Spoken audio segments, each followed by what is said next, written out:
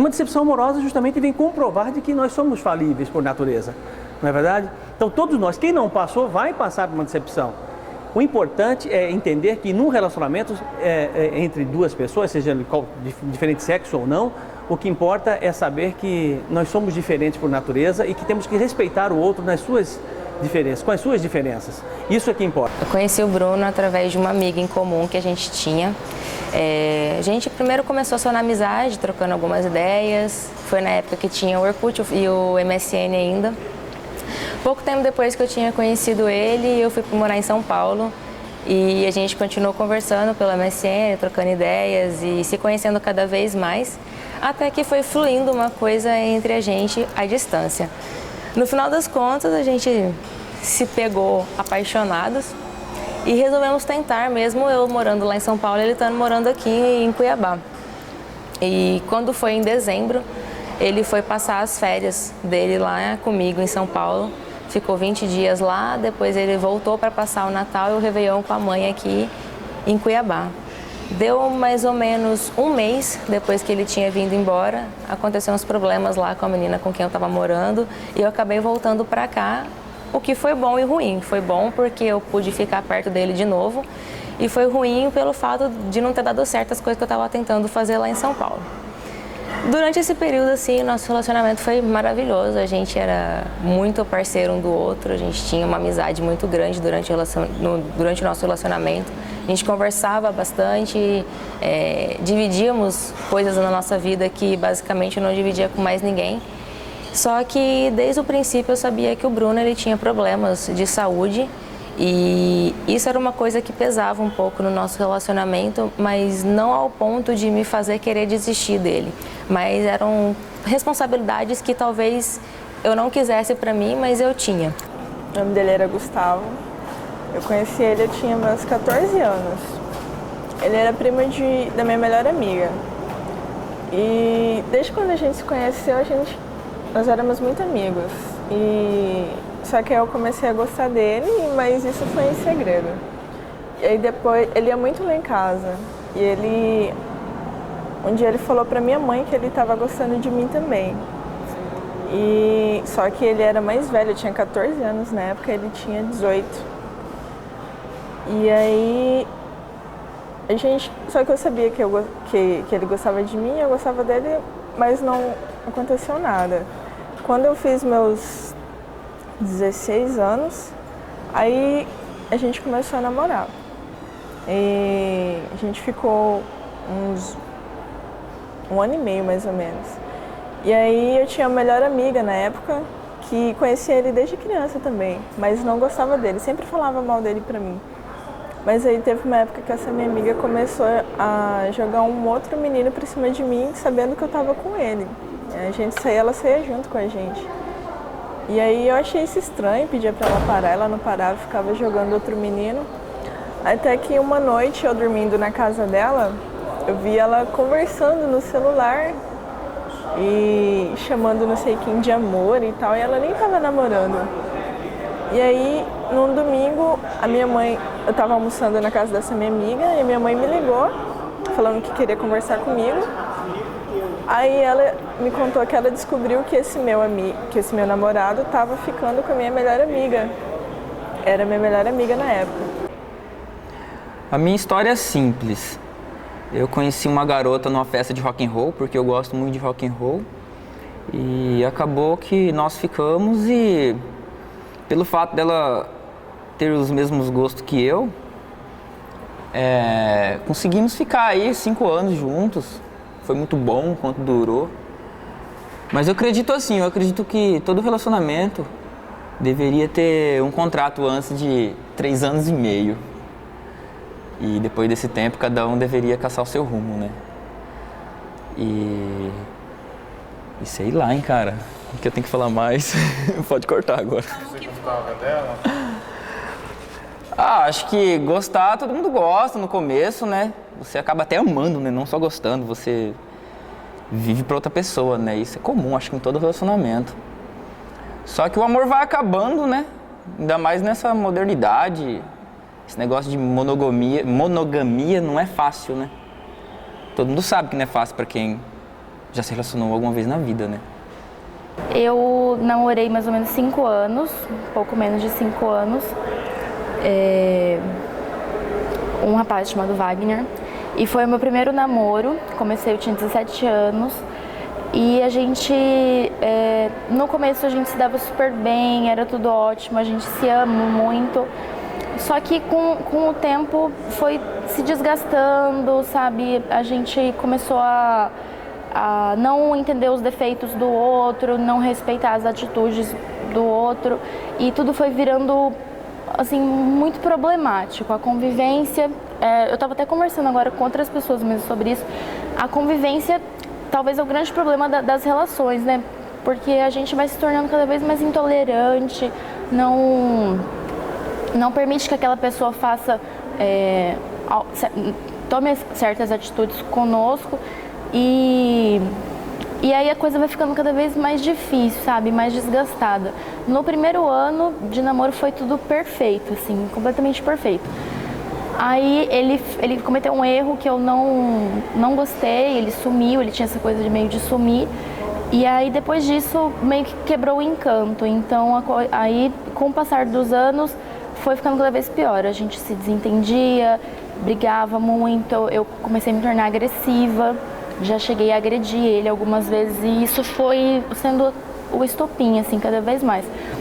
E a gente sempre tentava reconstituir, sempre tentava recomeçar e entender o lado do outro. Tentava assim, não, agora vai dar certo, a gente vai conseguir porque a gente se ama muito, mas simplesmente não dava. E aí tinha fatores externos também, como a minha família, que tinha, acho que gosta muito dele, mas tinha ciúme.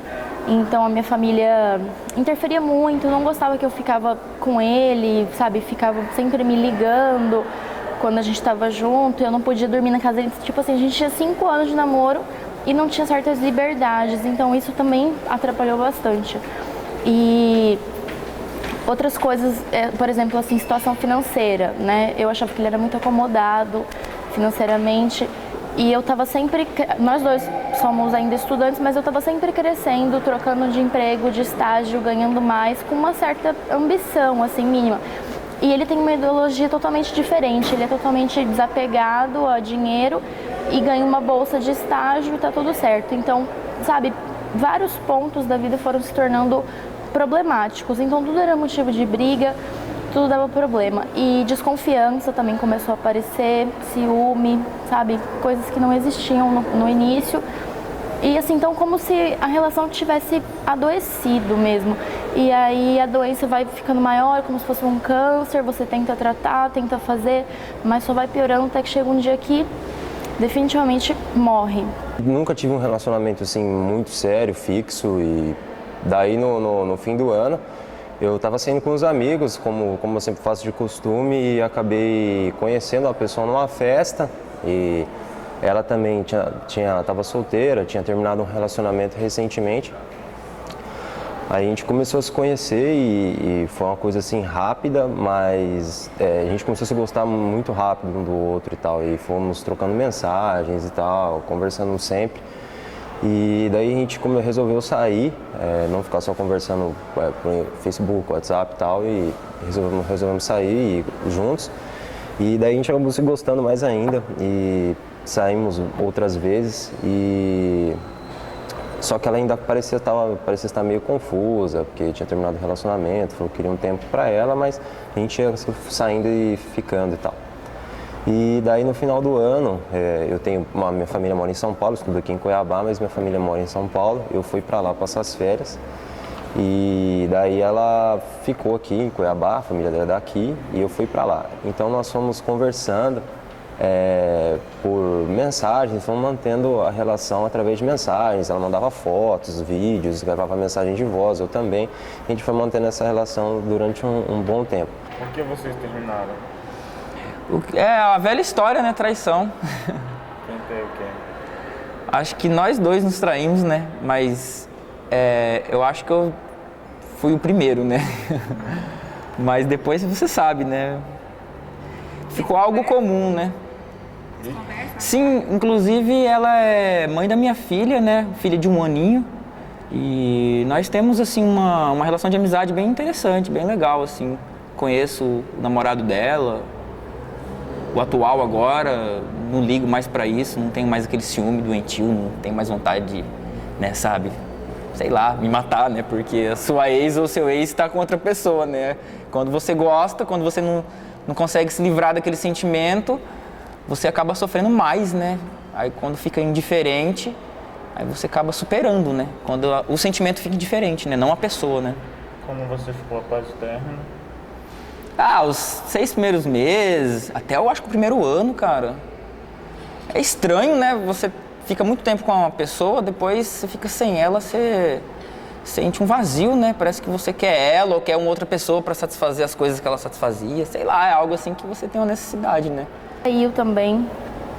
E a traição também é uma outra coisa que eu acho que até renderia um outro documentário, porque é bem complicada. Porque é uma dor, assim, que só quem passa entende, sabe? Uma dor, parece que tem uma faca entrando dentro de você, de tanto que dói. E é muito comum, né? Assim, depois que o Wagner fez isso comigo, eu acho que todos os homens traem, todos, sem exceção. Eu passei a acreditar nisso. E assim, eu não sei também, porque vem toda uma discussão de monogamia. Triste, decepcionada e tal, deprê como a gente fica, mas eu fiquei com muita raiva.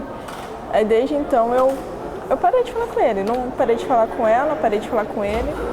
Depois de uns dias ele veio falar comigo, chorando, pediu desculpa, pediu perdão. Eu desculpei, mas parei de falar com ele. E aí eu comecei a sair com outro menino da minha rua e ele conhecia a gente, porque na época que a gente namorava, eu ficava com esse menino tocando violão na porta de casa. E aí ele ficou com raiva porque era esse menino e parou de falar comigo de vez. E foi um rolo assim de alguns anos, desde quando a gente começou a se gostar, quando a gente começou a namorar. Mas eu já não sinto nada por ele, não sinto raiva. Na verdade, com ele eu cresci, sabe? Eu aprendi muita coisa, inclusive a lidar com decepção. Mas e hoje também eu não falo com essa menina, por ela ter me usado para se aproximar dele. Mas hoje eu tô tranquila quanto isso, não é uma coisa que me deixa mal, que me deixa triste lembrar. Hoje eu tô tranquila. Disso, passou uns 2 meses, ele começou a ficar estranho comigo e eu percebendo que a gente não estava tendo mais aquela intimidade que a gente tinha, não tinha mais aquela parceria, a gente quase não estava conversando sobre coisas que a gente conversava. Aí a gente sentou e conversou para tentar entender o que estava acontecendo. E ele disse que ele não sabia o que estava acontecendo, que ele não sabia o que tinha mudado em relação a mim, mas ele sabia que alguma coisa tinha mudado.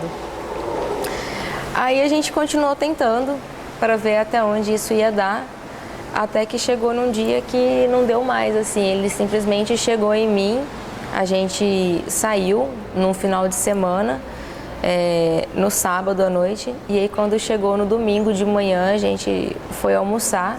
Quando a gente voltou, ele pegou e falou assim que não dava mais, que ele não estava conseguindo mais levar esse relacionamento e não sei o quê. E eu perguntei o porquê, né? Ele falou que ao certo ele não sabia o porquê, ele só sabia que o sentimento dele por mim tinha mudado.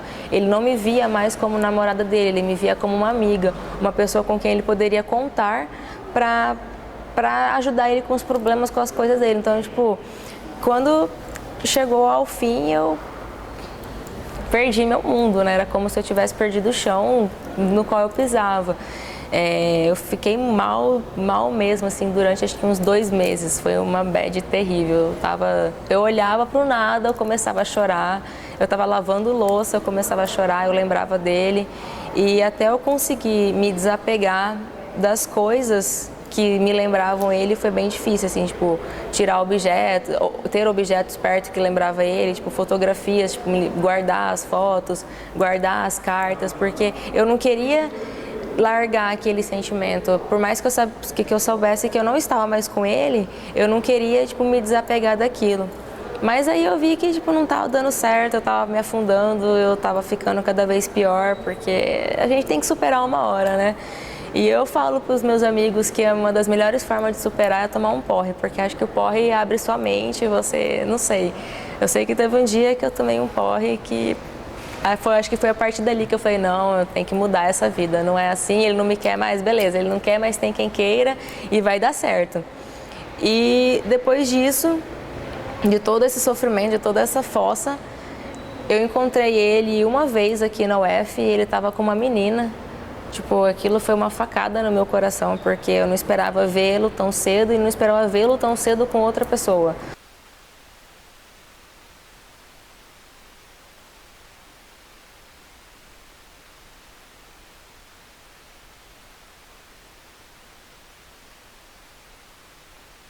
A situação da decepção amorosa, ela tem vários fatores aí, né? Eu acho que um dos principais é algo que as pessoas projetam no outro e que acaba que com o dia a dia essa projeção, ela vai, acho que a realidade vai se impondo em relação a isso, né? Mas existem várias formas de decepção amorosa. Existem formas de decepção onde a pessoa é traída, que é uma forma. Outras, como eu disse, a pessoa vai, ao longo da convivência, vai conhecendo talvez melhor a outra pessoa e aí isso também gera uma decepção. Mas, enfim, o que eu acho que para as pessoas isso pesa, porque me parece que essa história de relacionamento é algo como a coisa para você ser feliz, assim, né? Você ter um bom relacionamento é sinônimo de estabilidade, de felicidade, e as pessoas ficam buscando isso. E aí a gente tem essa busca incessante pelos amores perfeitos, essas coisas que aparecem em novelas e filmes, e a vida não é assim, né? Eu acho que a realidade é muito diferente. E quando existem essas situações de decepções, as pessoas não aprendem a lidar com isso, não sabem como lidar com isso. Muitas vezes acabam passando por isso de uma forma tranquila e outras não tem como lidar. Eu tive vários casos de pacientes que tiveram problemas importantes por conta de decepções amorosas, mas eu acho que tem essa vinculação com ser feliz, sabe? A gente não pode mais ser triste hoje em dia. A gente precisa estar sempre feliz, sempre bem-sucedido, sempre estando sorrindo. E as pessoas não sabem mais lidar com a tristeza, com a angústia, com as decepções que a vida causa. Ela começou a ficar meio diferente, ficar estranha. E eu comecei a notar essas diferenças nas conversas mesmo, do jeito que a gente se falava, né? Aí, logo quando eu voltei pra cá, a gente marcou de voltar, pra se encontrar, se ver e tal. Mas daí quando eu cheguei aqui e fui falar com ela mesmo pra gente sair, daí ela pegou e falou que não queria, meio que do nada assim, e disse que não estava muito confusa, que o ex-namorado dela tinha voltado a falar com ela e que ela não sabia o que ela ia fazer e tal. E acabou me deixando meio no vácuo, assim. Que na vida tudo é um aprendizado, né? Mas o relacionamento ensina muito, porque é um convívio de irmãos, né, no caso, quando você se relaciona com a pessoa. Ainda mais quando você chega naquele nível de intimidade, onde que você pausa na casa da pessoa, fica mais de 24 horas com ela, daí você acaba tendo um sentimento de irmandade, né? Então você acaba aprendendo muito com outra pessoa e aprendendo com você mesmo, né? Perante as coisas que você faz para outra pessoa, né? É aquela velha história, você tem que tratar a pessoa bem, porque quando ela começar a descobrir os seus segredos mais íntimos, talvez ela recue, né?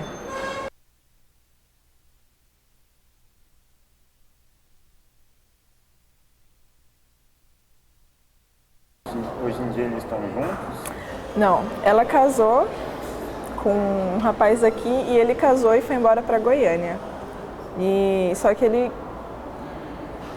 ele tenta falar comigo, mesmo casado com ela. E eu ignoro, eu acho que ele fica com raiva disso, porque depois ele sabe, fica mandando indiretas pelo Face.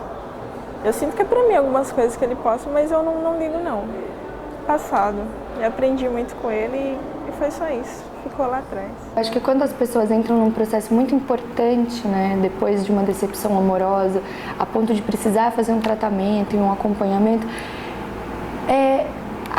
pode ser que o fato gerador tenha sido a decepção amorosa, mas isso varia do recurso que a pessoa tem para lidar com a sua dor e de como ela lida com essa dor é fundamental. Às vezes pega em coisas que são anteriores, né? Que nem a própria pessoa dá conta. Aí ela justifica aquilo como sendo aquela decepção me causou todos esses sintomas. Mas tem mais coisa por aí, né? E daí se a gente vai investigar e vai ver, aquilo era só a pontinha do iceberg. O que está por trás disso é mais importante, né? De como ela lida não só com as decepções, mas com a rejeição ou com os fins das coisas, os términos.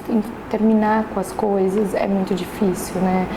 E geralmente quando você está em um relacionamento tem um projeto de vida junto, né? Um projeto de futuro. E lidar com o fim desse projeto e seguir adiante também é difícil. E aí às vezes as pessoas não dão conta de fazer isso, né? Esse continuar caminhando com a sua própria vida.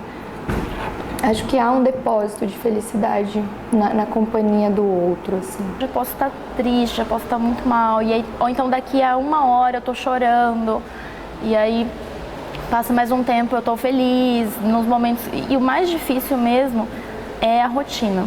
São as horas que vocês se falam, sabe? Que você dá bom dia, dá boa noite pra pessoa, nossa, faz uma falta, assim... Uma falta enorme, dói muito por dentro, porque você estava completamente apegado, né, a tudo que aquela pessoa significava e simplesmente ela desaparece e não faz mais parte de nada. E aí você tem que dissipar toda aquela energia para você mesmo. Então, isso é o que dói mais. Mas assim, o bom também é que todo mundo sabe que passa. Ninguém vai ficar sofrendo por amor para sempre. Todo mundo sabe que vai passar, que é uma dor momentânea e que depois você vai seguir sua vida, vai seguir feliz, vai dar risada do que aconteceu, sabe? Da dor que você passou e vai se sentir super aliviado e vai evoluir bastante depois de ter tido essa desilusão. E eu lembro que quando eu entrei dentro do ônibus, eu comecei a chorar desesperadamente, como se a gente tivesse terminado no dia anterior. Foi a mesma sensação que eu tive, tipo, de estar na merda, assim. Aí eu cheguei em casa, chorei no ombro da minha mãe, falei, mãe, por quê? Não sei o quê, eu tô aqui sozinha e ele já tá com outra. E aí minha mãe, larga a mão de ser besta, menina, deixa ele viver a vida dele, vai viver a sua, supera isso, que não sei o que vocês viveram foi bonito, mas acabou. E aí aos poucos eu fui me acostumando com essa situação do fato de eu não ter mais ele ao meu lado. E foi bem complicado, assim, mas hoje eu tô bem tranquila quanto a isso. Eu já encontrei com ele depois mais 2 vezes, mas a gente nunca mais se falou. Eu já tentei uma aproximação amigável, tipo, e aí, como que você tá? Como tá sua mãe, seu pai? Porque eu tinha uma relação muito boa com os pais dele.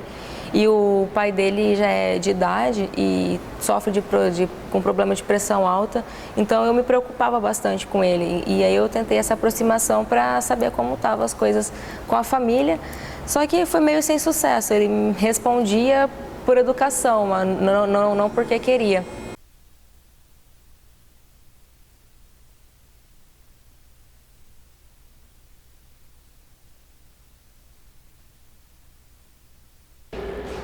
Uma coletividade de felicidade, isso é amor. Onde que uma pessoa está feliz, todas as outras têm que estar também. Senão não existe amor, eu acho que é por aí. O amor tem que ser algo coletivo, não pode ser algo individual, né? Acho que é isso. É, porque no próprio relacionamento, o amor é algo coletivo, né? Não é só seu, né? Mesmo você desejando sempre aquele prazer em amar outra pessoa, vai depender ainda da outra pessoa, né? Você vai estar amando o desejo, não a própria pessoa. Então ela está sendo significativa, mas o seu próprio desejo está significando através dela, né? Porque se não tiver ela, você vai se amar, vai ser um narcisista, não vai ter como isso acontecer, né? Na verdade, vai ter como, né? Só que talvez não seja legítimo, né? Então acho que o amor depende de muitas pessoas, né? Igual o ódio, né? Uma bipolaridade, né? Um sentimento bipolar, né? O amor e o ódio. Qual seria a outra pergunta mesmo? Terminou. Cara, é muito difícil fazer isso, cara. Sério. Tá bom, então. Muito obrigado, Joaquim. Valeu, hein? O amor felicidade é um encontro.